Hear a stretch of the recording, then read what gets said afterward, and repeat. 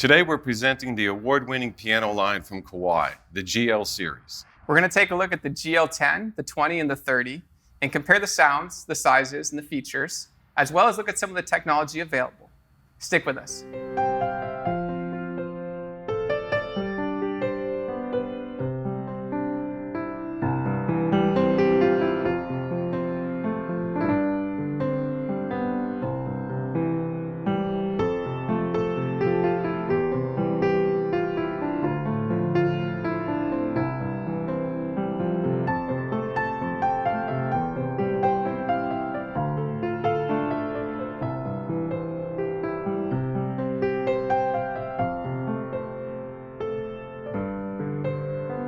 Hi, this is Ted with Alamo Music Center in beautiful downtown San Antonio, Texas. I'm Patrick Marr. You can find us online at alamomusic.com. If you haven't already, please subscribe to our YouTube channel, sign up for notifications, and like our videos. Leave us some comments. We love to interact with you guys. We love to hear what you have to say. We always are open to suggestions, so if you have any recommendations for what we should be shooting or any videos we should be doing, we love to hear it. Today, Ted, we're looking at a really cool piano line, the GL Series from Kawai. So Kawai has a couple different series with the grand pianos. It's the GL series, it's the GX series, which we've done a video on if you haven't checked it out. And then they have the SK series, which is their Shiguru Kawai. So there's about 3 different lines. The GL series, I would say, is a great starting point. It's where the 5-foot baby grand comes in. So that's the GL10. That's, I want a Kawai piano, a baby grand piano. How do I get one? The GL10 is that affordable piano option. So we're going to go over some of the cool features here. Ted, just real off the bat, what is your favorite feature about the GL series? I love the way that they play, the sensitivity to the action, and I contribute that mostly to the carbon fiber action. It's the only entry-level piano line on the market that features carbon fiber action, consistent play all the way from the lightest pianissimo to the hardest you can play. It's got, great range of expression, from the lightest touch to the hardest lay-in. Yeah, no, I think it's really cool. Kawai focuses on this right from their advertising standpoint. It's the power of pianissimo. And that's a powerful statement because when you are playing a baby grand piano, sometimes you don't get that control of I'm playing at a low volume, but I really want expressiveness through that. And you're a better piano player than I am, but how important is it to be able to really practice those quiet parts and practice and hear the dynamic tones of the melody through that? That's part of what my teacher used to explain is trying to get the top end of the piano to sound like a consistent music box where almost every note is the exact same volume with the same kind of touch and control. That's one of the hardest things to do on piano, as well as to play extremely fast at a very, very low light volume. Mm-hmm. And these carbon fiber action and the way these Kawai pianos play, it's very, very consistent for doing exercises, like doing the hand-in exercises, doing your scales, and again, practicing the music box effect to where it actually sounds like a little crank-up music box. No, that's cool. I think it's important to realize that a lot of players are going to be doing these hand exercises. They're going to be practicing hopefully 2 to 3 hours a day. I know that doesn't always happen, but these instruments, they're built to be played on a lot over and over, and that repetition, that drive, and for 10 years, 20 years, you'll be playing on these pianos. The carbon fiber in itself is a great feeling action. It's lightweight, it's strong. But not only that, if you are practicing, if you are playing, if you have a student who's really focused on piano, those hours and hours of practice, your piano is going to hold up a lot better with stronger materials, whereas a lot of every entry line baby grand is going to have a wood action. So we want to take a look at that piano action. We're going to actually show you guys some pictures. Hopefully we're going to go over it here in a little bit and pull it out and take a look. But I think that is one of the coolest features is that control of the action, that carbon fiber. For one of my favorite parts of these pianos is the added technology. So we are going to talk about the ATX, that silent system. That's available on the GL30. And so what that does is it really can take your baby grand and make it like a practice instrument. So you've done some work with silent systems before.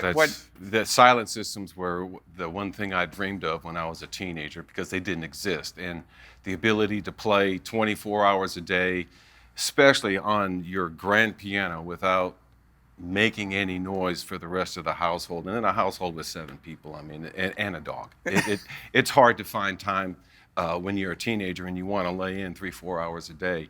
it was really, really hard to not annoy everyone in the house. So that silent system, basically, for those of you who haven't seen it before, we're going to do a video on it, but you basically pull a clutch on the piano. It pulls the hammers back ever so slightly so they don't make contact with the strings, and then it kicks in a sample so that you can put on headphones and you can be hearing the Shigeru Kawai sample while you're playing this beautiful carbon fiber action, the same Millennium III action that's in these pianos, and the GL10, 20, and 30 is the same action they put in all the way up to the Shigeru Kawai. And so you get that action, you get that sound sample, but you're not bugging anyone in the house. No one's bugging you really, but you're able to kind of practice and make it your own.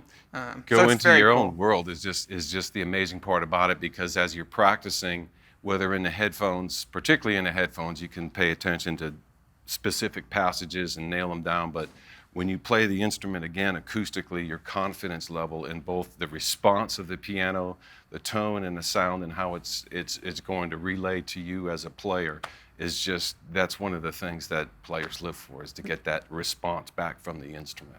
So yeah, so the action, the Millennium III action, like we said, is in the GL10 all the way up to the GL50. There are 5 pianos in this line. We do have 3 of the most popular ones here right now. The 10 behind me, the 20 between us, and the 30 behind Ted. The differences in these 3 are going to be, this is a 5-foot exactly, this is a 5'2", and this is a 5'5". So I know a couple inches might not seem like a huge difference, but when you're playing a baby grand piano, every single square inch, it expands your soundboard, it expands the string length, it expands duplex scaling comes involved when you get to the GL30 and above. But they make this line, they really want to make it available at every level. So they have the 5-foot, and it goes all the way up to the GL50, which is a 6'2".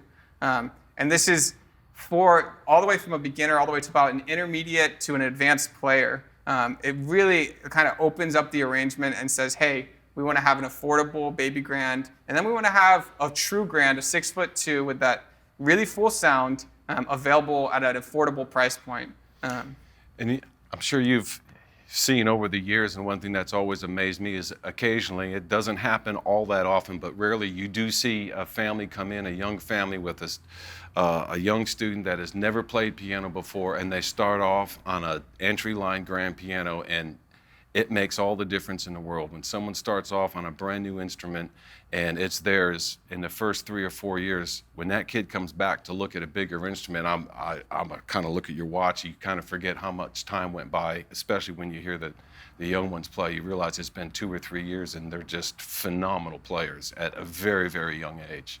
And that makes a big difference. I wish everyone that wanted to play piano could start off on an entry-line grand piano, because that really does get you focused a lot quicker. Yeah, and so one other thing we wanted to note is the affordability.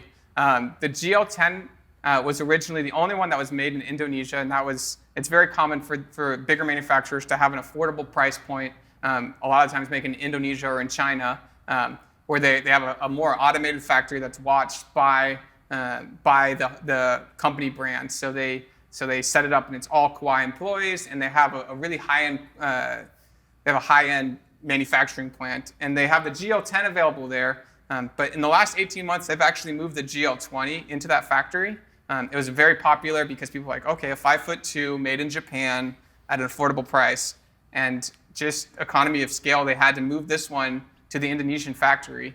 We've had customers who were like, oh, I want one of those last Japanese ones. Do they have any available? Do they have any available? We were able to get a few, but really the Indonesian one shipped out, and a lot of these customers preferred the Indonesian one. They said, look, this is like the attention to detail. It's the same action, it's the same sound, but it's done at an affordable price point. So the price is brought down a little bit.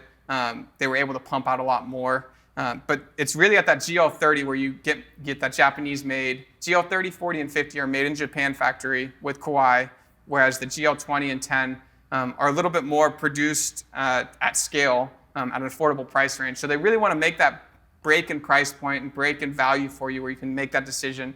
Hey, we're looking for an affordable Millennium III Action that feels great, that's going to last, carbon fiber. And then they have that, okay, we want to maybe go into that intermediate side, and it's all done within that GL series, which I think is really cool. Ted, I wanted you to ask you about the size of a piano doesn't matter. Especially in this GL series, you got something all the way to 5 foot, all the way to 6'2". That's an important feature because that gives the customers a range to kind of look at for the level of the player. If it's a true beginner, then you can start them off on a true baby grand, the smallest piano that manufacturer builds. Or you can go up to, if they're, say, intermediate and they're almost pro or advanced, you can get them into one of the 6'2" models, which would be great.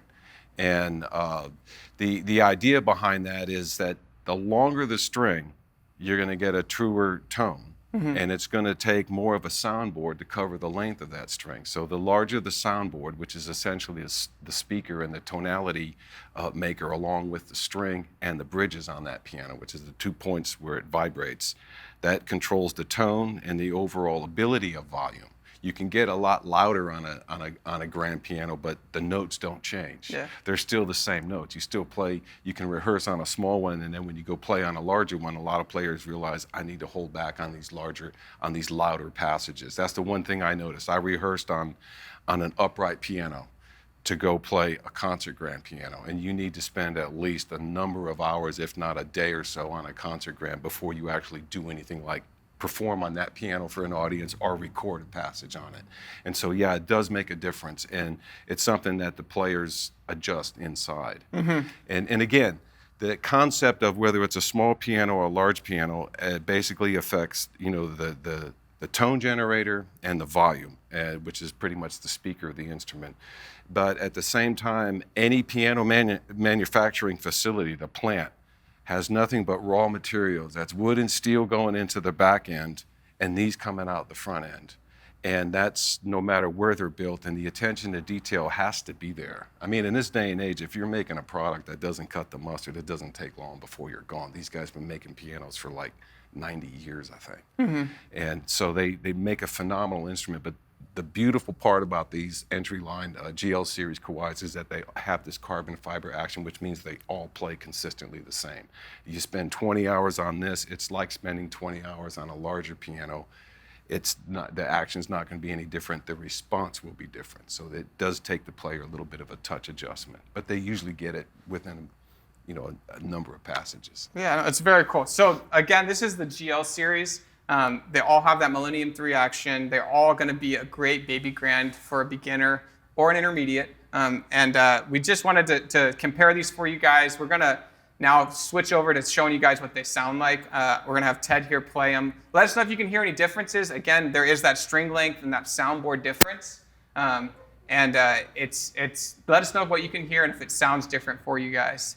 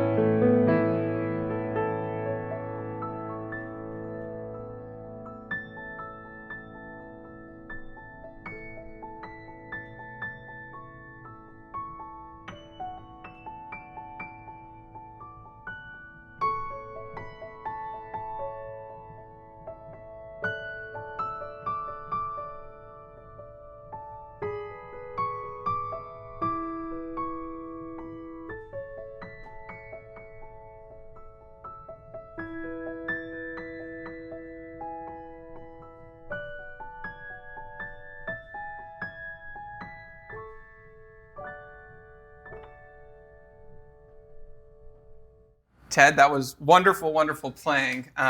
Ted is an amazing, you. accomplished pianist, and I right from the beginning, I heard a difference here in the room. But from the player's perspective, as you moved up the line, what did you hear? You hear a more rounded tone, and naturally the volume is a lot easier to come out on a larger piano, longer string, bigger soundboard. It gives you almost the perception that it feels different, but it really doesn't. It's responding different, and that's something that the players have to determine. Now, when you're playing on a spinet or an upright piano, the touch is different, and this is a heavier touch. This is a grand piano touch, and that's why I said it's wonderful if a student, and the earlier they can get onto a grand piano, the better it is, because it does develop a more accurate, precise muscle memory, both not just in the fingers and the top of the hands, but from the elbows down.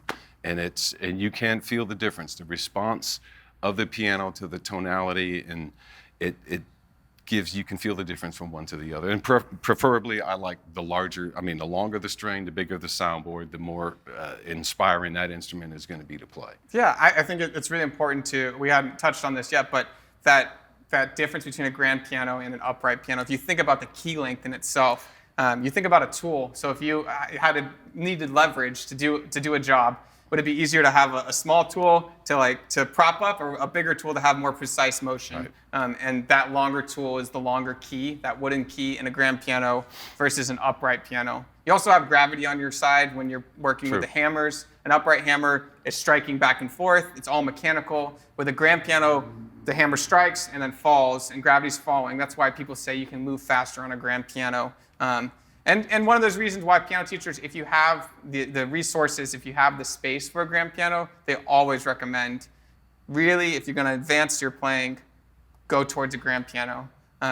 So that's the GL series. I really enjoy this piano series. I think it's incredible that they offer value right from the beginning all the way up to their most expensive piano. They give you that Millennium III Action, which they're so famous for. It was released in 2004, but they had been putting carbon fiber and ABS in their piano actions for, I think, almost going on 30 years. But the Millennium III is their latest version of it. It came out in 2004. Incredible feeling action, incredible looking. It's beautiful, and it plays great. All I can say is, in spite of all the science into the action and into the manufacturing of these pianos, they're very inspiring to play, even from the baby grand all the way out. And there's nothing that moves and responds to a student than an inspiring instrument. Knowing they have a great instrument at home is the one thing that just motivates you to want to get better on it.